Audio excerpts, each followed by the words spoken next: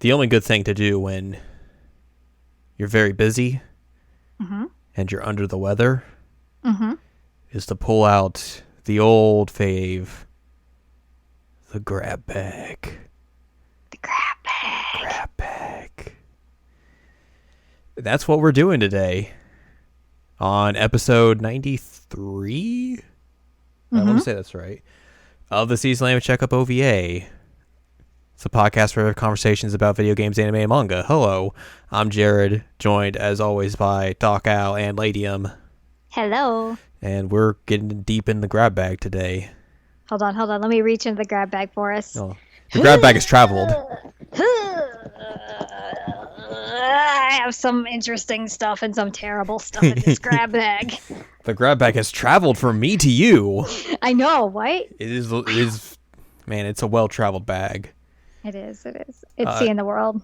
Yeah, this is going to be a little bit of a weird episode as well, because I guess it's more of a different episode, because we're going to talk about some games. Also, we're going to talk about the recent Nintendo Direct, because there were some interesting things in that, and you know, just for fun, we're just going to have some chit chat. Yeah, that's what we do. It's what we usually do. That's what we usually do. We have conversations. Mm-hmm. So let's do that. Let's converse. All right. Welcome to the Converse Zone. Oh my God. It's where we do all our conversing. What are we going to talk about first? Gotta turn myself down because it's like going crazy over here. God, Jared, don't be so loud. "Ah." God. I'm a loud boy. Let's start with the Nintendo Direct because we can bleed that into some other things to talk about. All right. So obviously, if you have been paying attention recently, the Nintendo Direct was scheduled to happen earlier in September. Got pushed back due to some of the natural disasters that were occurring in Japan at the time. Yep. They pushed it forward a week, I believe, is the case. And prior to that, like, some things kind of leaked out because, you know, They pushed it back a week. yeah, my brain's not that functioning right now. Some things kind of got out because, you know, just companies were like, well, we were going to announce this anyways today, so why not? So, like, stuff So like here you go. the Mega Man 11 demo kind of just came out that same day. There was a leak about Civilization 6 coming to the Switch, which would kind of put out and then kind of swept back up again. And I think maybe something else was also... the Final Fantasy 15 Pocket Edition HD. Yep. Which got kind of put out for PS4 and Xbox One, and then they saved the Switch announcement for the Direct later the next week. But here's the quick hits of that Nintendo Direct. They started off with the announcement of they're making Luigi's Mansion 3 for the Nintendo Switch next year. So hype. I'm so hype. I'm like probably one of the biggest Luigi's Mansion fan like ever. I played some of that 3DS game. Dark Moon? Yeah. And just, I don't know, like, I didn't get that much into it, but... You should play the first one. It's coming back out on the 3DS. You should definitely play that one. The Luigi's Mansion fan has logged on. I love Luigi's Mansion. Are you joking? It's so good. But yeah, that was interesting, especially because, you know, we all kind of knew that, like, oh yeah, they are putting that first one out, so it's like, oh, this is probably just a thing for the first one they're kind of teasing. And then it's like, no, we're making a new one of these. And it's like, oh, okay, cool. I was happy. I'm pretty sure I like screeched via text message to you. Kirby's Epic Yarn is getting a re-release on the 3DS of all things. Yeah, that's weird. Which, like, I was kind of like, that's strange, but then also, like, this is a Wii game. Is a Wii or 3D? Is it a Wii or Wii U game? Epic Yarn, I think, was on the Wii. It's one of those two, but it makes sense to put that game out on the 3DS because it has a touchscreen. Yeah. It's easily accessible. So It was on the Wii. okay. So yeah, like, that makes sense, and also that game still looks real good, so Yeah. that'll be interesting. Capcom is releasing a bunch of beat 'em ups in a separate in a complete package, which just came out this Tuesday. Final Fight's in it, and then a bunch of other games. Super Mario Brothers U is coming to the Switch, called New Super Mario Brothers U Deluxe, which basically has like the base game, the Luigi expansion they added for the Year of Luigi. Never forget. They're adding in two new characters, like the rabbit dude from this game. Toadette's in it, and then somehow she turns into Peach. Yep. And it doesn't make any sense. Correct. So yeah, that is coming. Mario Tennis Aces is getting some stuff, some new DLC characters. Birdo's going to be in there. Birdo's just going to suck up the ball, and that's going to be in the end of the game. Splatoon 2 is getting a 4.0 update with some new stuff, like new clothes, new weapon skins, all that sort of stuff. You will be able to buy NES Joy-Cons. Yep. For the NES games that you can play with the Nintendo Switch Online. So those are like $60 for two, I want to say. Which is actually cheaper than like the regular Joy-Cons. Yeah, but like also these are very like use case scenarios. Like you're not going to be able to use these like with everything. Right. So kind of makes sense. They're re-releasing the first Katamari Damacy game on Switch, which is real cool. So hyped for that one. Yeah. Like man, so hyped. That announcement came and I was like, oh, yeah. I love Katamari. That's a game. That game's not getting re-released yet. No, it's not. Just the first but still. one. The Untitled Yoshi game that's coming out next year finally has a name. Mm-hmm. It's called Yoshi's Crafted World, which makes a lot of sense. That game still looks really good. They also introduced like a thing where like, hey, you can play the levels backwards. So that's a thing. There's a bunch of actual physical tabletop games getting put on the Switch as digital tabletop games, which I think is a very smart idea. Mm-hmm. Like incredibly smart. There's a butt ton of Final Fantasy games coming to the Switch. Man, except for Final Fantasy VIII. The good one. Yeah, I mean, it's weird because you're getting like Crystal Chronicles, you're getting World of Final Fantasy, but you're not getting 8. Which it makes sense though because 8's not anything else. Yeah, they haven't pushed it out anywhere else. Like the PC port is apparently just like a port of the original PC port. Apparently there are rumors going around that Square might not have the source code for Final Fantasy VIII anymore. Oh my god! I mean, they did that with Kingdom Hearts 1. And then also there's people just thinking like, well, the 20th anniversary is like next year for that game, so maybe they're just gonna wait and do something next year with it, which that might make sense. Fingers crossed, because I love Final Fantasy VIII.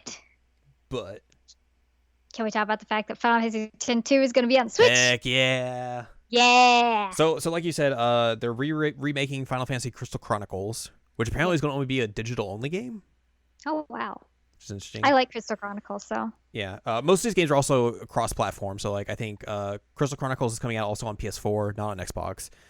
They are re-releasing World of Final Fantasy as, like, World of Final Fantasy Maxima. Apparently, like, the big twist here is that, like, you can just swap the protagonists out and play as, like, standard Final Fantasy characters instead. Which I don't know how much that's really going to make a difference to that kind of bad story. If you want to listen to us talk about the story of that game, go listen to like the 3rd episode of the Season 11 Checkup OVA. I don't know. I was just about to check that. It's real early. It's really bad though. That is a really bad game. It is the 3rd episode. Yeah. There's parts of that game that's all right. Like kind of like the intro, like the interactions you have with like a bunch of the Final Fantasy characters, but like the actual story they attach to all of it is not good. It's not good. No. So yeah. They're releasing like Chocobo Mystery Dungeon. That makes sense. Whatever it's called, that's coming out as well. And then, like you said, a litany of Final Fantasy classic games. Final Fantasy VII coming to a Nintendo console for the first time ever. Also to hilarious. And then the rest of these are also like they're also on Xbox as well, coming to there. Yeah. So it's like Nintendo and Microsoft cashing in here. So 7, 9. 10, 10, 2, which is I believe those are just the remasters. Yeah. And then 12, which is just the remaster they just re-released of that. I think that's I'm it. so ready to have 10-2 on the go though. I mean, I have 9 on the iPad, so it's already to go, but like Yeah. 10-2 gonna I be will real totally exciting. buy Final Fantasy X-2 again and just forget that Final Fantasy X exists. I like 10. I don't like 10. But we've Well, had you this don't like 10, conversation multiple times. but I like 10. Yeah. But it's exciting. I'll probably buy like 9 and 10 and 10-2 again because that's just the kind Yeah. of person that I am. It's cool that, like, that those will be available for more people. And also, it's just so interesting that the game that Square burned Nintendo with 20 some years ago is now finally coming to a Nintendo console. Finally, It's yep. so wild. And you don't need a connection cable or whatever for the Crystal Chronicles now. Yeah, that was a good goof they made. That No link cable required. was good. Civ 6 is coming to Switch. They made Mhm. that super official. There's a Smash themed Nintendo Switch coming. Mario and Luigi's Bowser's Inside Story plus Bowser Jr.'s Journey. They kind of did a little bit about the Bowser Jr. story in that. That's still coming out. Game Freak, the Pokemon developers, are making a new JRPG called Town. Town. Still working title. Apparently, it is a JRPG set in a town, a single town, Oh my God. which that sounds actually kind of interesting. It's an interesting concept. I wasn't that interested. I watched the trailer and I'm like, eh. But it's an interesting concept. I'll keep an eye on it. Yeah. The aforementioned Luigi's Mansion for 3DS is getting a 2-player co-op mode. Yeah. This was in the Japanese Direct, but Ubisoft is releasing a cloud version of Assassin's Creed Odyssey for the Japanese markets, kind of similar to what Capcom did with Resident Evil 7. Hmm. So it's interesting to see more big games outside of the Nintendo sphere coming to the Switch with this like cloud style that they're trying to utilize. They talked a little bit more about the mech game Daemon X Machina. City Skylines is coming to Switch. And then also in the Japanese Direct, they mentioned that Downwell is coming to Switch, which Downwell is a really, really good indie game. And then basically the big closer was, hey, we're putting Isabelle from Animal Crossing in Smash. And that was like, the people on social media be like, oh, they're going to announce a new Animal Crossing. Oh, they're just putting her in Smash? And then Tom Nook shows up and is like, hey, you guys want another Animal Crossing? We'll pay up, suckers. And everyone's like, yeah. So they're going to make a new Animal Crossing in 2019, Yep. which that's And real good. I am not the biggest Animal Crossing person, so like Isabel being in there, I'm like, I don't really care that much. Mhm. But I can understand the excitement for other people. Yeah. But yeah, it's just not really my thing. Animal Crossing's good. So it seems like though, based on the cover art of Smash, there's one more character that's going to be Yeah. announced. Like the art they're using now, it has like 2 slots, but like it doesn't have Isabelle on there. It doesn't have Isabel on it, But there is one more spot left. so I wonder who it'll be. People keep asking for like this dude from Mario RPG, and I'm just like, I don't know who the that is or why I should care. Gino/Gino, however you Yeah. want to pronounce it. Yeah. I saw somebody goof that they should put Chrono from Chrono Trigger in it. You can't get Goku. Here's the next best thing. Yep. That would be real good. If given the choice between those two, I would definitely pick Chrono. Like, yes, it would be another sword character, but I really don't care. What do you think is just like the best, or like kind of like the most obvious, or just like something that they would definitely choose as like their last kind of like, here's our surprise? I mean, you could technically just go through like any franchise now, considering just what they're doing. Like Simon Belmont's in Smash now. Like Bayonetta was. nothing's off limits anymore. But like, Snake. do you think there's like a safe option that they could do? Like, I love that K. Rool is in there now. is the whole bait and switch going to be that the last character is Waluigi? I think so. That would be lame. It would be really lame. I would be very upset by that. I mean, but, it would make sense because like you want to end probably on like a Nintendo franchise, but yeah, I think that's probably what it'll be. But I'm gonna go with the safe bet that it's gonna be Terry Bogard because he Good. just shows up in any fighting game now. Are you okay, Buster? Woof. Because I don't know like really any other like iconic Nintendo, like that era, like NES era franchise that they could easily like represent in a modern way right now that they Yeah. already haven't. Right, because they've done like Duck Hunt, they've done Ice Climbers, they've done Well, even like third party. I mean, Icarus. like the Third Mega Man's party. already in there. You got Yeah. Castlevania represented. Yeah. Huh. I don't know. Yeah. Like I said, Chrono is a good idea. They won't do it, but they should. You cowards. Actually, you know who's a better representative than Chrono? Who? Frog. I would be down for that. Frog's a Have really good Frog in character. there talking with his crazy accent. That'd be awesome. That'd be real good. People wouldn't know who he was, though. But people I didn't feel know like who the Ice people would know Climber who either. Frog is. They should. They If they should. don't, they're wrong. They should. I think it's probably safe to bet that's gonna be Waluigi, though.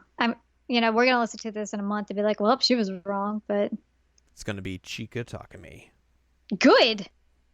Her Yes. her power is sing, and she does her ultimate smash, and everyone just dances with her as she performs. Or like her ultimate power is just the power of encouragement, and like everybody's just so happy that they can't fight her anymore because they love Chica. I would be okay with that. They should, man. Same. What if they put School Idol Festival All Stars on a console? I'd be fine with Considering like the whole problem with that getting delayed is that like they made an engine that's too powerful for smartphones. that. Yeah, put it on Switch. Put it on Perfect. a console, man. But yeah, that's the direct. Some cool things coming out from that. 2019 still seems like an incredibly stacked year, and it just continues to build that way. So I like that Nintendo is trying to keep up the momentum. yeah, like this has obviously been a down year for them.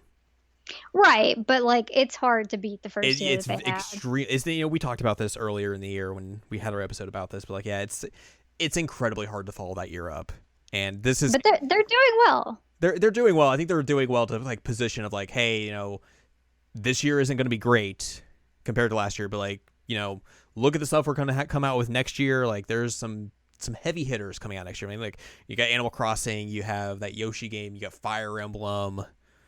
There's probably some other stuff I'm missing that is also going to come out next year. It was still disappointed there was no Skyward Sword HD and there was no Tokyo Mirage Sessions. No Tokyo Mirage Sessions Sharp FE remaster for the Nintendo Switch quite yet. So that's who they should put in Smash. They really Tsubasa. should. But they won't because they hate us. That's true. I also saw some like rumors flying around that like Xenoblade Cross would get a port because of how big 2 has been for them. That would make sense. Yeah. Would you? Okay. So I'm still waiting on those 3 games. Yeah. Would you even be interested in replaying Cross? No, I know you would be interested in playing like Xenoblade 1, but not Cross. I liked Cross okay. Cross had mechs. Cross had mechs, and it had some really crazy music that was fun, but Cross was a big grind though. it was a big grind. And that's coming from somebody who's got to level 99 in both Xenoblade 1 and 2. That was like the big problem with me is that like that game was such a grind, and like once I finally got to like the mechs, yeah, I was just done. Like I was like, I got a mech, that's real cool, but man, I'm just tired. I got to the final boss, but it locks you out if you're in like the main quest, and I couldn't level up. Yeah. So I was like, well, all right, guess I'm just not gonna do it then. So I just quit at the final boss. Yeah. So no, Tokyo Mirage Sessions and Skyward Sword HD, they will be mine if they release them, but probably not Cross. Legitimately speaking, do you think they would ever re-release TMS on the Switch? Like, putting our biases aside. Because obviously that game sold very poorly at launch in Japan. It sold better in America. Do you think that Atlas would look at this and be like, okay, the Switch has a higher install base. Maybe we could get more people to buy into this game that it's on the Switch instead of just like the Wii U? Like, do you think the business would like make sense for them? I think that they might be able to like get a bigger install base and maybe get another game out of it if they did it. Yeah.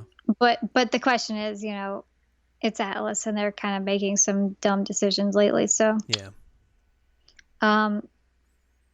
Tokyo Mirage Sessions was the real Persona 5, guys. Like maybe you could put that out in like conjunction or like around the same time that the new Fire Emblem game comes out, cuz like make it like a little Fire Emblem month or something. Yeah.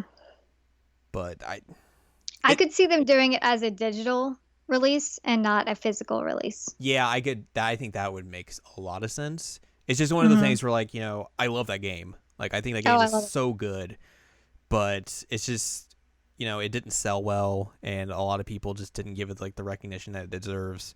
And I feel like those are going to be factors into whether or not they would actually want to put the effort into like re-releasing it. So, but I think like it would make money as a digital release. Yeah, I think it would make money for them. It's just like, would it make enough money to justify doing it? Yeah. And that's been your Tokyo Mirage Sessions update. Well, I mean, it worked for like people campaigning for Xenoblade, the original Xenoblade. It didn't sell that great, and then they wanted it over in the West, and it didn't happen. And eventually, they're like, "Okay, people really, really want this, so let's just release it." So like, maybe if enough people yell about it. Maybe. What I'm saying is people go and yell at Atlas about this game. Don't make it just us being the yellers. It's a great game. It really you should is. Play it. So yeah, that's the Nintendo Direct. It was had some interesting things to look forward to. It was fun. Yeah. But now it's time to talk about something that got released around the same time that was announced there. My alarm's going off to say, like, hey, take a pill.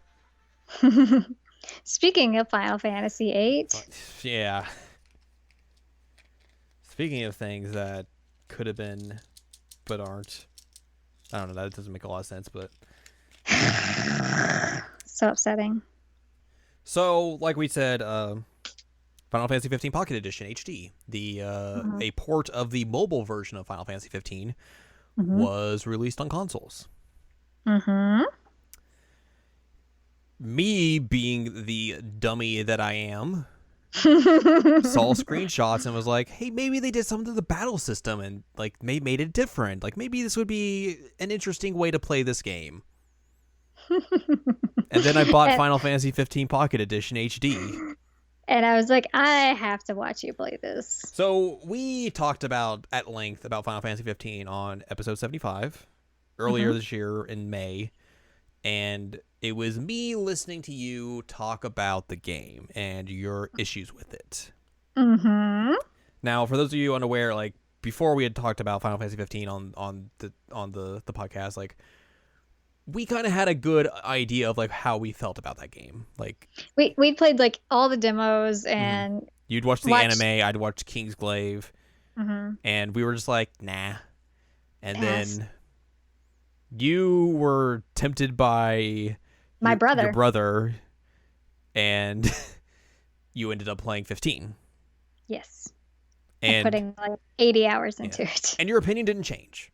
No, it did not. It might have gotten worse, actually. Yeah. I, on the other hand, still had yet to play it.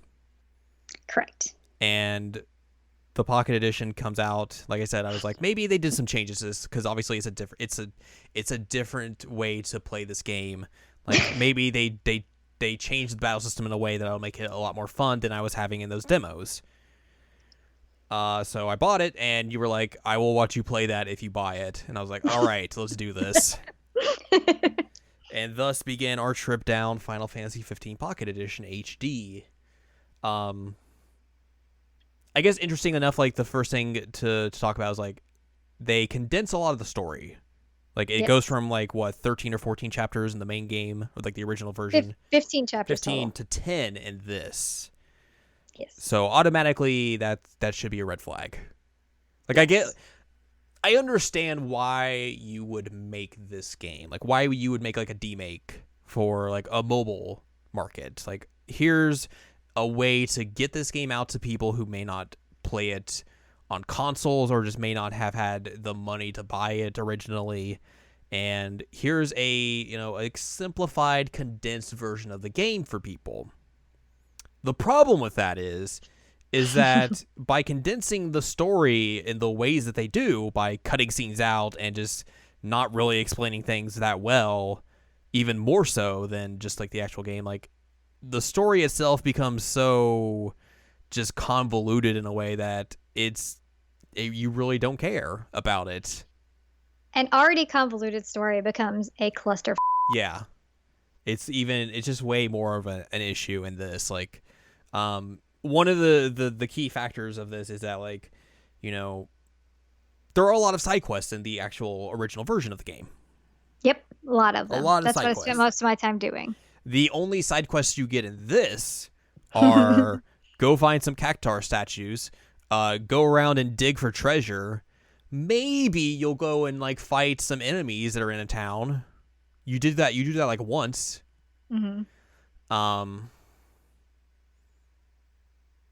That's basically it. That's your side quests. You don't get to take pictures anymore. Pictures are out. You don't get to go fishing. None of those like survival skills, like the character specific ones, are in the game at all. Like that's all out. Like Ignis still does cooking, but it's just because you find ingredients on the battlefield, in just like random boxes, and he'll be like, "All right, here's a recipe. I'm gonna make it." And that's about the extent of it. And they make them look terrible. Yeah, that's a key thing. Like the food in Final Fantasy 15 was a good selling point for that game because it's like, man, they make that food look good. And in this, it looks terrible, which I mean goes and coincides with like the art style that they chose for this, which is it just doesn't look good. It's like the chibi-fied versions they make of the characters just look real bad. Like they're all just lanky and weird looking. Their faces don't animate at all. They just have the same face even throughout like just like emotional scenes. They just look the exact same. So like all of these emotional bits of story that you're like trying to like make your player feel and like connect to, it's so goofy looking because the characters are just angry faced and supposed to be sad, but you don't get any sense of them being sad. Like this is part where Noctis is supposed to be crying over his dad, and he's just like angry facing the whole time, and he's like sobbing in the voice acting. You're like, I feel like if they were gonna go chibi, they should have gone with like the World of Final Fantasy chibi. Yeah, I completely agree. Like if you're gonna go that route, go that route. Yeah. Not go the route that they do here. Like it just doesn't. No, it looks bad. Gladio is hilarious. Gladio's model is ridiculous. He looks like we talked about this. Like he looks like a sexist dude's version of like what a lady looks like. Yeah. Because he's got like a huge chest and like a tiny waist. It's real dumb. I think like the story stuff we talked about in that episode previously that we did, that like a lot of the core story stuff is just not great. Like, and it doesn't help as well that like this version, the Pocket Edition that you get on consoles, is essentially the very base version of the game that released at launch. Yes. So like they don't fix that chapter 13, or I guess like this is chapter 9 in this version. Like none of that stuff is fixed. A lot of like the explanations that I guess they include the subtitles for like the summons. That's about the only extent of like differences. Yeah. But everything else like that they have addressed past that like isn't in here. Like none of the recent DLCs are in here. And so you're just getting kind of like mostly the game at launch, which was, very divisive and controversial because people were just like, this game has problems. What the Yeah, it's messy. It's very messy. But then like you have dumb things. Like they just neglect to tell you the whole time that Arden is immortal. Mm-hmm. Like it's kind of an important thing to mention. They completely cut out the stuff with Luna healing the, what did you call it, the Star Scourge? They don't even explain. They don't explain that at all. Star Scourge is like not even mentioned by name once. No. And you just see her like kind of like healing people, and it's just like, well, I guess she heals people. I don't know. Yeah, it's bad. They cut out some really important things that like I said, the story was already kind of a mess, and this is even more of a mess. Yeah. You don't get to have fun in this game. No, you don't. They No take a fun lot of allowed. like the fun, interesting things out of this game. Like there's no car Driving. customization, no driving, no Final Fantasy soundtracks that you can buy. The extent of the driving is watching them drive, and you can hold like the L1 and R1 and just steer the car into one lane or the other. That's the extent of the driving. I wonder how many people you murdered while playing I it. murdered a lot of people because like You you could just drive into an oncoming lane, and then the cars will just swerve out of the way and clip through like guardrails and or or mountains. mountains. That too. And then that just ties into a lot of the side quests that just are completely absent, and Yeah. it just kind of takes a lot of the fun out of this, like the fun that you could have, like we were talking about, like the only times I had fun in this game was like you get to hug a chocobo, Yeah, you get to hug a and that chocobo and was pick up a pretty baby good. chocobo. And I picked up a baby chocobo. That was also pretty good. And then It's just so the Aaron only Paul's thing at the end of the game, and that was funny. Yeah, but like I said, he's in the original Yeah. one too. I just didn't realize it. But yeah, Aaron Paul's there. For those of you who don't know, Aaron Paul is in Kingsglaive, and that's his character is at the end of the game, which is just a complete, real, random thing. Because like, if you haven't watched Kingsglaive, you're not going to know who that character is in the slightest. I didn't even realize it was that character, Yeah. and I had seen Kingsglaive. So Until we played this, then you were like, wait, is that Aaron Paul's character? right then I realized who it was. I was like, oh, I know that guy. I think the biggest thing though is just the combat, which was like the main thing that I wanted to see if they changed or not in this version. They made it worse And somehow. no, it's bad. It's super bad. There is no variety to the combat. The only things you can do is switch weapons, and then you just hold square to win. Like obviously you have like, oh, you can get one of the king weapons and use that, or use the crazy all the king weapon skill. Like obviously you have that. Magic is tied to, hey, you can pick up a thing of magic, but if you pick up a thing of fire and you don't go into a battle and you go pick up a thing of ice, well, say goodbye to that fire because it's completely gone. You don't get to use that anymore. Yeah, that's dumb. You just have one use magic, and it's very, very bad. Summons only work via specific instances in battle, and by that I mean when the game allows you to do a summon. It's scripted. It's scripted. There you go. And then there's just a ton of QuickTime events that are just completely terrible. Like they are not fun or innovative QuickTime events in the slightest. It's just like, hey, it's a cutscene and you'll press a button or hold a button or move the stick or jam on the button for a little bit. Like they're just super, super terrible. Also, we have to talk about the real tragedy of Pocket Edition, which is there is no cup noodle. There's no Cup Noodle, and that's a real shame because like, man, Cup Noodle is a funny, goofy inclusion in this. It's really funny. Yeah. Cindy still looks ridiculous. Cindy still looks real bad. Yeah. The whole reveal about Prompto being a robot is he doesn't have completely his botched barcode. because they don't show his barcode. They just show his glove hand. So it's just like, I guess his hand is able to do key, unlock doors and stuff. Like that's strange. I guess I don't know. It's very poorly explained.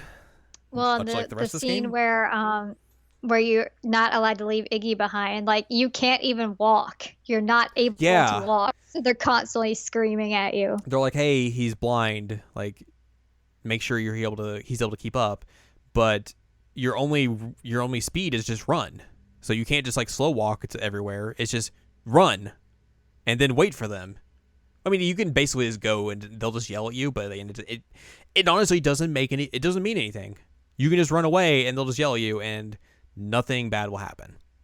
And one of the things that was so irritating to me as somebody who's played the original version and played this one, and like I feel terrible that I'm defending the original version at this point, but Prompto had some really interesting, like, well, all the guys did, like walking around post-battle dialogue, that kind of thing. And this one, they're like, hey, let's have Prompto say the same line 10 times. God, yeah, like there's just so much repeated just ambient dialogue with the guys. And that's not the case at all in the real game. Like the game itself, there's always so much variety depending on like what you're doing or what they're talking about or what's happened in the story. Like, and then with this, it's like they have like 3 to 4 conversations that they can have, and they will just repeat those constantly. it's really annoying. And it's really unfair because like I kept telling you Prompto is my favorite character. Prompto and Iris are my favorite. And then like you're like, why And it's because like he got the shaft in this game. It doesn't do He him was any service. It doesn't, and it's sad because like Prompto and Robbie Damon are great. I think we only heard the Chocobo song once. Yeah. It was really, really tragic. So yeah, like this whole package just is Messy. it's messy, and it's one of those things where like I don't know why you would Who is buy the this. audience? Yeah, who's the audience for this? Like, if you have played Final Fantasy 15 and you want to play it again, like play the real version. You Yeah. don't want to play this version. Like, you're just gonna leave it. You're gonna play this and leave very unsatisfied because it's not a good version of that game. Mm-mm. And if you're coming to this for the first time, like you don't want to play this version because it's a bad way to get introduced to the Experience it for the story. first time. Yeah, like it's so just completely cut and convoluted that you're just going to be left confused more than wanting to play the actual game. And I mean, if nothing else, like Final Fantasy 15, the original version is actually really, really pretty. Mm-hmm. This Like isn't. it was nice to look at, except for the dumb glitches that I had. But like this one, wow, this one. Sometimes the southern comes out. This one's not good to look at. It's not. Like I hate the character models. I hate the facial expressions. It's terrible. And you can looking. find good looking mobile games. You can. They exist. They exist. This is not one of those. Mm-mm. So yeah, words of the wise: don't buy or play Final Fantasy 15 Pocket Edition. You were like screaming at it by the time we were done last night. It is like I put this on Twitter last night. It's legitimately one of the worst games I've played in a long time. Did you really put it on Twitter? Yeah. I didn't even see that. It's very bad. It's so bad. And I didn't even play it. I was just experiencing it secondhand. It's one of the things where we come out of it and we're like, and you were like, I wish you could play the actual game instead of this. I'm like, I wish I could play the actual game instead of this. It's bad. But anyways, speaking of things I played that aren't bad. Yep. I recently played through the also recent release of, and this is the actual title of the game, Marvel Spider-Man for the PlayStation 4. From your friends at Marvel. Because they own Spider-Man. Yes, that is true. So yeah, this is the big Spider-Man game that Sony has been touting for the last couple of years. It's the game that we talked about at a few years back for like our first E3 episode. We talked about that game and we were like, man, that game doesn't look that great. Mm-mm. I think later on, like with the work they showed this year, like I think it looked a lot better. Like in my eyes, it looked like an improvement from the previous year, and I think coming out of it playing it, like I think that's definitely the case. Like it plays really well. There's no denying that it is the Batman Arkham style of combat, but I think they do it in a way that makes it more towards like you feel like you're actually Spider-Man, not Batman. Like Batman's combat is a little bit more heavier, while Spider-Man has a little bit more fluidity to it, if that makes sense. And just the way like it feels like that character. So like I think they did a good job with all of that combat in it, and in a way that it feels very reminiscent of those Batman Arkham games, but they tweak it in a way to make it not exactly that. Mm-hmm. So that's very good. Obviously, the other big thing is like, hey, if you're making a Spider-Man game, you got to make the swinging right. You got to make it so it's like Spider-Man 2 on the PS2, because that was the one game that got the swinging right. And yeah, swing around New York in this game is really, really, really good. Like you have like a good sense of speed, momentum. Like even if you start bouncing into like buildings, like it doesn't really like mess you up. Like you're able to like do like good recoveries from that, and that's very, very, very good. Like because if that was not the case, like it would definitely feel a lot more clunkier. And this is a game that eventually introduces stuff like fast travel via like, oh, you can go on the subways, which is interesting enough. But I never use fast travel in this game. Like going and swinging around everything from place to place to place didn't take that long. And also, it was just fun to zip around this version of New York and do all that. So obviously, two big things that they needed to nail down for this game, and they pretty much did. I think as well though that for me, I like Spider-Man stories. Like Spider-Man's probably like one of the superhero dudes that like I like the most. At least that mythos. Hmm. And I like this incarnation of Spider-Man and also of Peter Parker. Which obviously, the character of Peter Parker is a character that has been played out to an extent. Yeah, no kidding. But I think they do interesting things here. Where like it's not another origin story. This is Peter having done this for like 8 years at this point. He's like 23. He has basically been doing this for a while. So like it's not, oh, here's Uncle Ben, he's dying. Oh no. Great power comes great responsibility. It's like he knows what he's doing. He has like all these villains that he's encountered and he has backstories with, and they know him. He has relationships with all these other characters. Like they already have like Mary Jane's established, and I think like it's interesting that in the onset of this game, like they make it very clear that like those two had been dating, and at the onset of this game, like they had been broken up for 6 months, and it was in like that awkward stage of like, like we're kind of still friends, but it's still real weird if we see each other, and it's like it's very well done. Like it makes you like kind of feel like that awkwardness between them, but also as the game goes along, like just see how like they maneuver around that awkwardness and having to work together, and like the I guess the kind of like the terms that come with that and how each of them circumvent that or like just try and maneuver around them. It's very, very interesting. And then the villains they set up is I guess some different, like some villains that you don't necessarily see a lot in Spider-Man lore, or at least like, huge pop culture Spider-Man lore. Like obviously you have people like Scorpion, Shocker. Like those are kind of like people you usually see in these types of stories. Rhino. But for the most part, like your first big baddie you take down is Kingpin. Okay. And they do a good job with that. And then like he's there for like a little bit, but then like he goes away, and then everyone, like all these other villains start to pop up. I guess I should mention, because I haven't really got into this that much. This is a recent game. I'm going to kind of talk openly about some spoilers.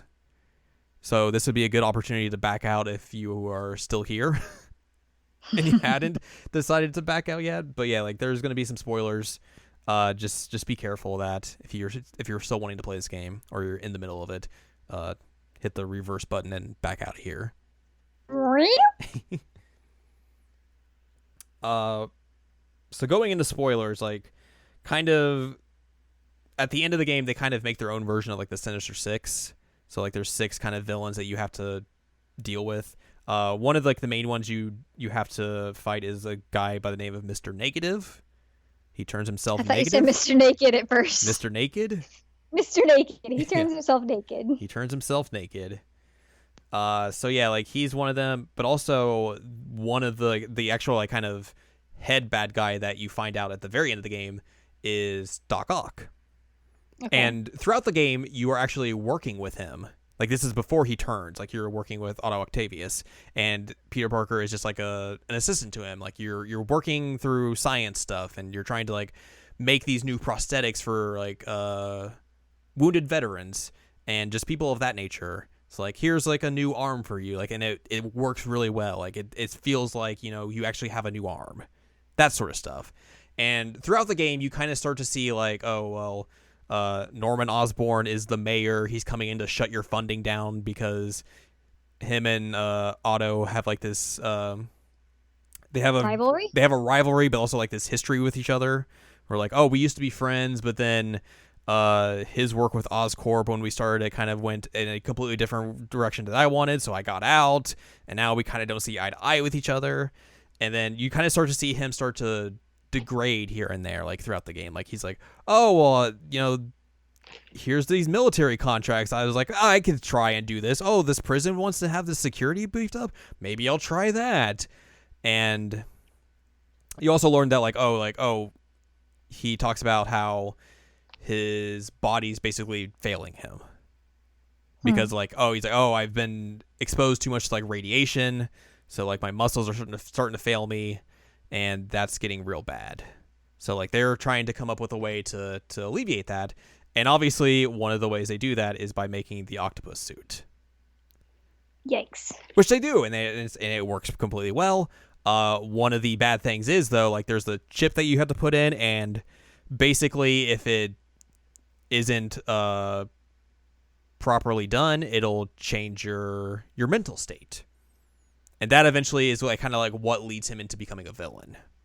Which was interesting because, like, I was expecting that, like, oh, you know, they haven't really done much with him for like 3/4 of the game, so maybe they will set this up for like he's going to be the villain for like a sequel. Yeah. But then like at the very end of the game, he's like, well, now I'm leading all these other villains, so that's my role now. I'm Doc Ock for reals.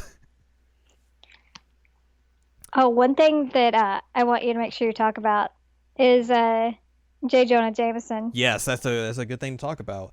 If you know the Spider-Man mythos, like you know J. Jonah Jameson, the editor of the Daily Bugle, he wants pictures of Spider-Man on his desk right now.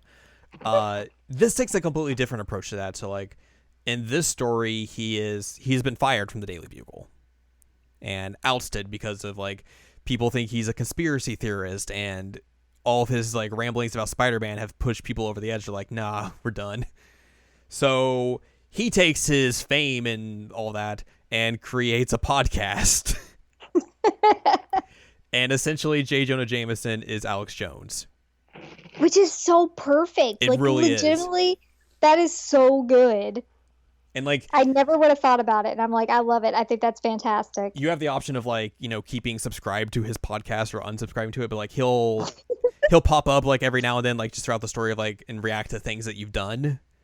And it's super just interesting just to hear him like talk about all the events of the game. He's like, well, New York's becoming a military state, and I really hate that it is, but if you would have listened to me, I told you this was going to happen, and one of the reasons why this is happening is because Spider-Man. Oh man, gay frogs. And any time that like he has like people call in and they're like we have a caller coming in who had an encounter with Spider-Man, and what you're going to hear will shock you.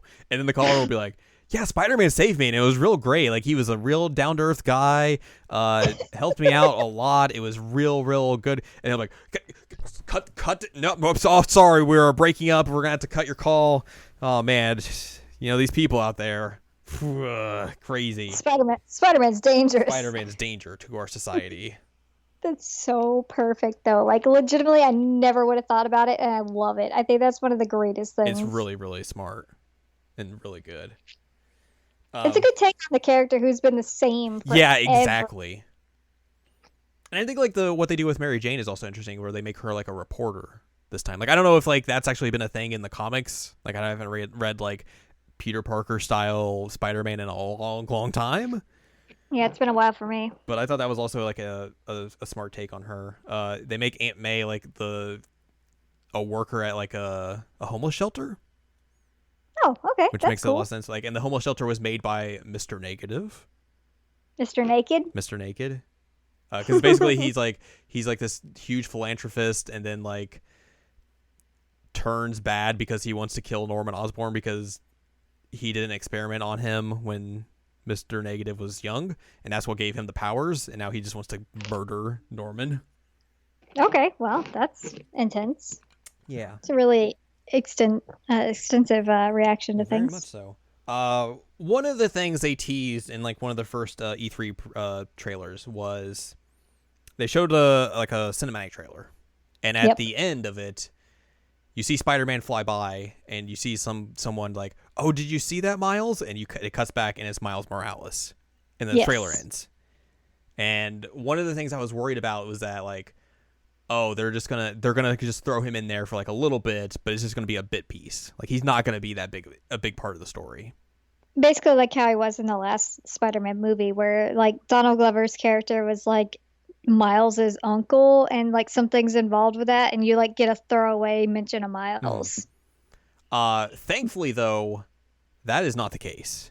He is which is a good. big proponent of this game, which is interesting because like they kind of do split this up into three different characters that you actually control. You know, you control Spider-Man slash Peter Parker. You control Mary Jane for a few stealth sequences, and then also you control Miles. So they make them, all three of them, like very big proponents of this game. He kind of comes into this where uh, you as Spider-Man are trying to like find some information on these gangs, and Miles' dad comes and helps you, and then like eventually you get into like a car chase, and he and Miles' dad kind of like rams his car into like the gang car and saves your life. So that's how like, you get the introduction to him. Is that like, oh well, we're gonna give this guy a Medal of Honor at one of Norman's like kind of election hype things because he's trying to rerun for mayor, and you learn that like, oh, that's Miles' dad. The bad thing is Mr. Negative comes in and blows that whole place up, Yikes. murdering his dad. And then that's the first time you play as Miles. Is that like, Peter gets knocked out, and then they switch it over to Miles where he like runs up, tries to get back to the stage and see if his dad's okay or not. Oh, that's upsetting. Yeah, and then basically they cut to like the funeral, and Peter's like, "Hey, look, buddy, I know you're going through a lot of stuff right now. Like, I'm your new dad. I've been there. Trust me. You know, if you need any help or anything, just like let me know." And then basically he sets Miles up at like the homeless shelter to work with Aunt May. It's like, hey, like you need something to do. If you want to come work here, go do that. And then basically eventually he kind of gets like roped into everything, like into like the major story. So he starts working with Spider-Man, who he doesn't know is Peter yet, and Mary Jane, like near the end of the game, which is at least is some fun, interesting dynamics between all of them. Oh, I bet. Um, but yeah, they do really well by that character, and I was very very pleased in a way that I was not expecting, I guess. But yeah, like the basically the game concludes where you have to fight Doc Ock on a big building. Also, Aunt May dies, and it's really like, you know, you could make that like in a just an emotionally unearned death, and but they do it really well because like they release like this viral toxin into New York, and like the homeless shelter is basically kind of become like a makeshift hospital, and she's been trying to like take care of people, and she contracts the virus and gets real sick, and then you get like the antidote, and like you see the scene with Peter, and like one of the doctors there is like, hey, like, you know, you could give her this antidote and save her, but we also, if you do that, no one else will be able to have the antidote. So you have to choose, either you save her or you save everyone else. And you see him like, he takes it and like gets real close to like shoving it into like her injection line, and then just like stops and just like breaks down and like watches her die. It's real emotional. But like, it was also surprising that they would kill off Aunt May in this first game. Yeah, wow. And then basically you have the fight with Doc Ock at the end there. He reveals that he knows who you are, like for realsies. And he's like, "Hey, look, we can work all this together. Just come with me and do this." And then Peter's just like, "Nah. You did all this. You got to clean it up yourself. Get boned." So yeah, like that's pretty much like most of the game. Like there's a lot of bits that I'm kind of leaving out, but as a Spider-Man story, I think it works very very very well. And it has Spider Cop in It it. has Spider Cop. So there's this really goofy thing with Spider-Man, and he's working with like a cop named Yuri Watanabe, and one of the first things you learn is that like he created this alter ego called Spider Cop, and talks in a gravelly like Christian Bale Batman voice, and Yuri just hates it. Like, oh, what are you talking? You need a job? I heard there's a job opening. I heard someone's gonna be able to do it. His name, Spider Cop. Half spider, half detective. Man, Yuri Lowenthal does a great job in this game. I mean, everything I've heard from him in this is fantastic. Yeah, he does. He really makes this role his own in a way That's good. Yeah, it's very, very, very good. Well, and the best part is his wife is playing Yuri, so yeah, his wife is playing someone with her husband's name. Some real deep inception there. They do a couple post-credits teases for stuff because obviously it's a Marvel game and they're basically kind of following like the movie format for that. One of them is Peter helping Miles move into like a new, like, I guess dorm or something, I think for school. And they're in his room and Miles is like, hey, I've been meaning to talk to you about something. Like, my body's been going through these weird changes lately and I don't know what's going on. And Peter's like, well, you get that kind of age. That stuff happens. And Miles like, whoa, no, not that. And he's like, well, let me just show you. So he basically just does a flip and sticks to the ceiling. Because to understand this, Mary Jane breaks into Norman Osborn's like apartment, and she gets into like the secret room where he's been doing these weird experiments, and he has like these mutated spiders in there. One of them breaks free, just hitches her right on her shoulder, doesn't bite her, but she takes it back to like the homeless shelter. It gets free, it spins a web down, and it bites Miles. Yeah. So there's the explanation for that. So he does the thing. And then Peter just looks at him and he's like, is this weird? And then Peter's like, nah, and then does the same thing. And they're just both on the ceiling. And I was like, that's real good. And then basically the other post-credits tease is like kind of teasing perhaps like what they could do with a sequel. So one of the things they kind of mentioned throughout the game is that like Harry Osborn, Peter and Mary Jane's friend, has been away in Europe getting treatment for some reason. And in the late game, you learn that like, oh, he has this bad disease that's like making him really sick. And he's like if he doesn't go get treatment, he's going to die. And so you just kind of think he's gone. The post-credit scene is Norman going back to his home, going into that secret room. And he kind of like unlocks this like huge chamber, like liquid cooled, or not liquid cooled, just like water-filled chamber, and Harry's inside it, attached to a bunch of things, and he's like, oh, I thought we were gonna, the treatment, it's not all the way there, but we're gonna get there, son. So like that's the big teaser, is that like Harry's kind of just like becoming mutated in some sort of way. So like it kind of leads to like, oh, well, maybe they'll start doing like goblin stuff if they do a sequel. But yeah, so it's a real interesting kind of way to end that game. I really hope if they do a sequel that like you get to play as both Spider-Men. Which is a real Spider-Man. So you get to play as Peter and Miles. Like that would be real fun. And just like if it was me, I would just be like, hey, it, let's go make this even just really goofy. Bring in Gwen Stacy, make her Spider-Gwen. Because why not?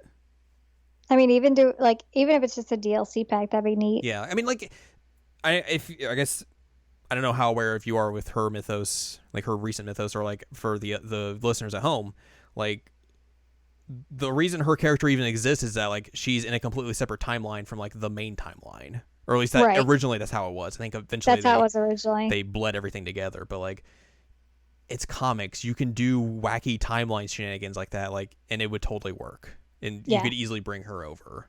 And I think it would be interesting if, like, they keep her, like, the same age as Miles as they have in her recent run of the comics, and have her see, like, an older Peter and just see how she reacts to that, because the way they do that in the comics is very, very interesting. So I think that could lead to some interesting things there. But I just want to play a Spider-Gwen game. That's me. Makes sense. Yeah. So the next game is going to be called Marvel Spider-Man. Yeah. Yeah. I hope. They're supposed to be doing some they're doing DLC for this game. Um the first one apparently is going to feature Black Cat because she's kind of in this game, but they don't really like show her. She just has like these things you have to go find, and then she gives you a suit, and then that's kind of it. And it seems like this one's going to make her a little bit more of a presence.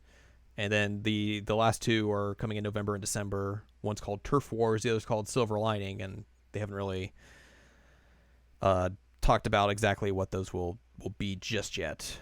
Which the two of us have discussed Black Cat and Yeah. her controversies, which are dumb. Yeah, people got mad that she's not showing mad cleavage because they can't Yeah, jerk off to it anymore. And it's like, it's so she upsetting. looks fine. She looks great. Yeah. Like she's still super hot, Yeah. and her outfit makes more sense. Say okay. Yeah, I think like my but one nerds. yeah. My one issue with this game is just the weirdness behind like, it's an open world game. And obviously it's one of those, hey, go unlock towers to unlock the map type games. Right. And this has been talked about on Twitter, ad nauseum by people that are smarter than me. So you've probably seen this argument before, but like the idea that, they introduce like, oh, the police are using this surveillance technology that's super wide reaching, and now you get to hack into it to get all your missions and stuff. Like, it's super kind of gross. Yep. And the fact that like, New York police are kind of using stuff like that. And this was around the same time that like there was a story about IBM creating this technology that could tell what kind of like a person's gender, race, basically like how old they think they are just from like facial scans. Yeah. It's like that. Yeah. Yeah. And especially because Spider-Man as a character has not had, good relationships with cops. Correct. So it's real weird for him to be like, "Hey, I'm all buddy with the cops now." Like it's probably one of the few things about this game that I don't really buy, and I think is kind of gross. And I feel like it would get even grosser if they continue with Miles in the second one or the sequel, whatever. If they have that kind of thing and have Miles in it, then that's really, really bad. Yeah. Yeah. So hopefully they kind of, if they do a sequel, like maybe think about that sort of stuff next time instead of thinking, oh man, surveillance, that's great. Hey, Yeah. we all love it. It's like, no, we don't. Cringe. Ew. But yeah, that's Spider-Man. Spider-Man. That was actually me saying Spider-Man in a weird voice, not Spider-Man. Let me clarify. It's a good game. Maybe not game of the year, but it's worth your time if you like the Spider-Man. Does whatever a spider can. Spins a web anytime. So I like Spider-Man. Would you recommend I play it? Do you like open world games? Mm, Do you like Batman Arkham Combat? I liked Arkham Asylum, Okay. but I didn't really like Arkham City. I don't But know. also Arkham City had a shark in it, and that was really not cool. Okay, fair. I mean, maybe I wouldn't say like maybe go get it right now if you're thinking about it and you're still on the fence. I'm thinking like maybe if it goes on sale someday, I'll get Yeah. it, but I think that would probably be like the better option for someone it's like not you. a day one purchase for me. Yeah. But if you like the Spider-Man, that character, that story, like, and you're looking at this just strictly from like a story perspective, like this is a very good one of those, I think.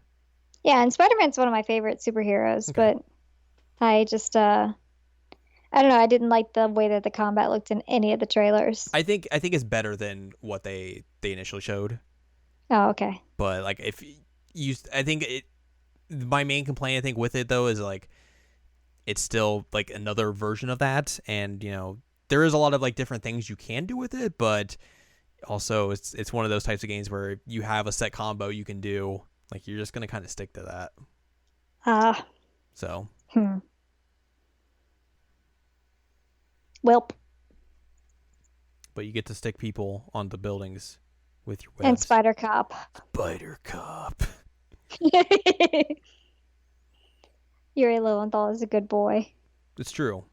I say as he's like... I can't say enough good things about his portrayal in this, and also how it's like a fake Persona reunion. It is. This is really goofy. I love it. So there you go. Marvel Spider-Man. Out Yay. now. Yay. Pocket Edition is also out now, but don't maybe buy that. Don't get that one. Not recommended. This one, nope. recommended. I think that's going to wrap this episode up, though. I think so. I would have had Xenoblade, but I'm not finished with it yet, so another day. Yeah. So, yeah. Yeah. Hey, if you like more from us, go to seasonalcheckup.com or sac.cool, where you can find past episodes of this podcast. You can listen to that Final Fantasy 15 episode. And also, like, other episodes we've done. The World of Final Fantasy one. World of Final Fantasy one. I think that also talks about the Final Fantasy 15 demo. It does, actually. We've talked a lot about that game. You said what? Episode 3 and episode 75 are those numbers? Yeah. Something to that extent. Anyway, we have talked a lot about Final Fantasy 15 That's over true. the eras. You can also find other podcasts like Steve's Let Me Check Up and Jared and Now Watch. You can find columns and reviews as well. If you want more from Anladium, go to anladium.com. She has columns and reviews. And you can follow us on Twitter, twitter.com/animecheckup. And support us on Patreon, patreon.com/SACOVA. All that fun stuff. Next week...